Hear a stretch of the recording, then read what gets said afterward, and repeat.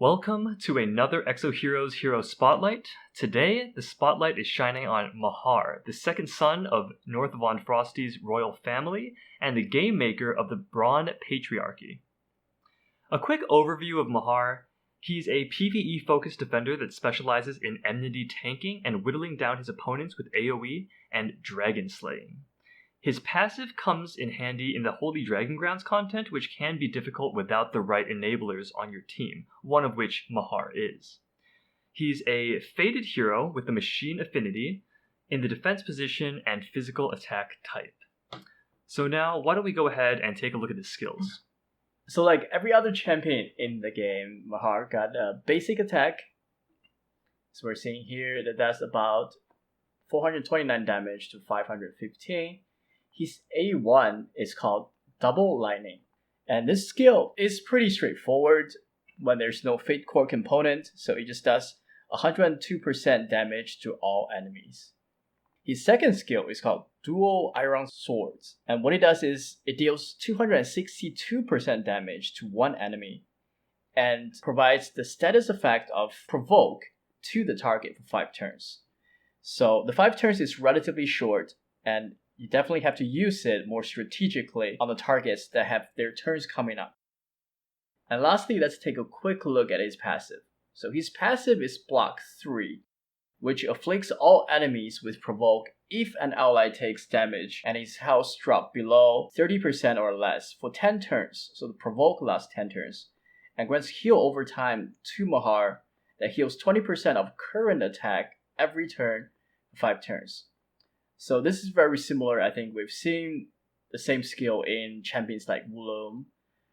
It's good in a way that it doesn't require Mahar to actually proc the skill himself. It depends on ally being attacked and gives him a little bit of survivability.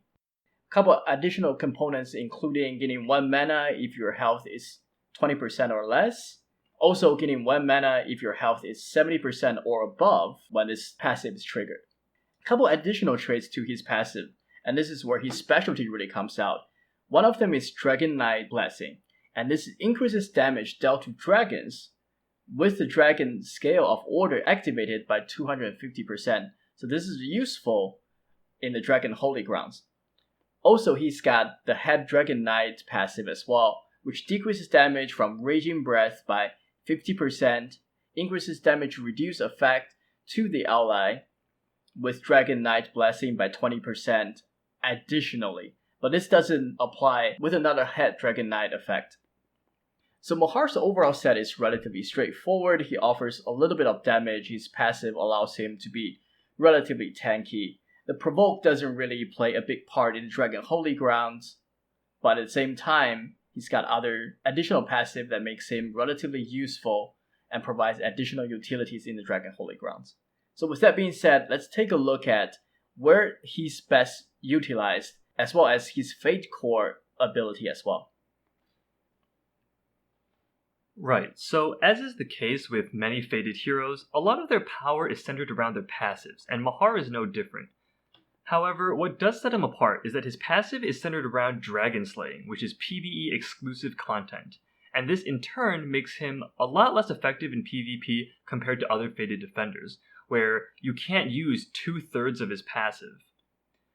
While he doesn't have any hero synergies on paper, he does pair especially well with someone that could bolster his defense, and keep him alive.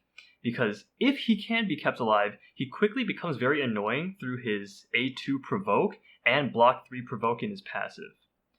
Another thing that sets Mahar apart is his 1 mana AoE. While the damage is low, if he can continuously spam A1 and hit a full team, that's 510% damage across the entire 5 stack of the enemy team, which makes it very mana efficient.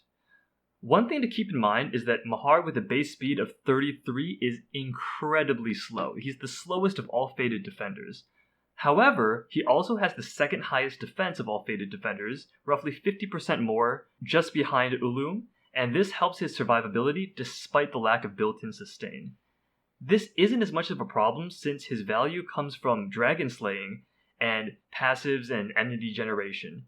Don't expect him to be active early on, but he will slowly wear down your opponents.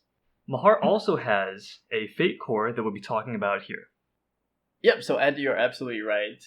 Mahar is definitely kind of more useful in the Dragon Holy Grounds than he is in other area of the game. However, like you said, he does have a Fate Core counterpart, and it actually brings some additional utilities that makes him a little bit more applicable in other areas. So the first thing that the Fate Core does is it adds an additional element to his A1 Thunderbolt. So his base A1 does damage to all enemies at 102% damage. So his Fate Core counterpart lowers that damage to only 51% damage, but still does it to all enemies. But it adds a couple of additional effects. One of them is it applies the provoke status for 3 turns. So this is useful given that, it is an AoE skill, so someone will be able to get provoked by Mahar. An additional point is, when this attack strikes, which is AoE, it also grants him damage reflect. And this is useful because, in combination with the provoke, this is essentially how Mahar can do additional damage by reflecting some of the damage he's taking back to the attacker. So this can be useful, if he's getting attacked by a very backline heavy damage dealing composition. Maybe not so much if the opponent's team is also very tanky and focused on wearing you down over time slowly. So the second component of Mahar's Fate Core is the Barrier of Will, which adds to his passive. And what this does is when 70% or more of Mahar's maximum health is lost, he gains the ability to take reduced damage, 50% reduced damage, for 2 turns. That includes the damage that he received during that turn. After that, Mahar takes 30% increased damage for 3 turns.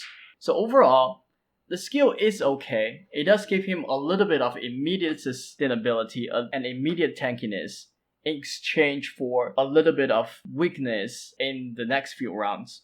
Overall, I think it doesn't really bring too much additional utility to Mahar other than the fact that he is already useful in the Dragon Holy Grounds. So Mahar's lore doesn't tie in as much as some of the other champions we have reviewed. But the fact that he has a significantly higher defense than other defenders highlights his resiliency and his provoke-heavy kit, especially when the Fate Core is activated. Also alluding to the fact that he will be having a lot of enemies on the path to revenge, which kind of ties in with his backstory. So overall, that's our thought on Mahar. If you have a different take, let us know in the comment section down below. If you want to see other Exos hero related videos, please check out our other content. And if you enjoyed the video, please leave a like and subscribe, and hopefully we'll see you in the next episode. Alright, bye bye. See you.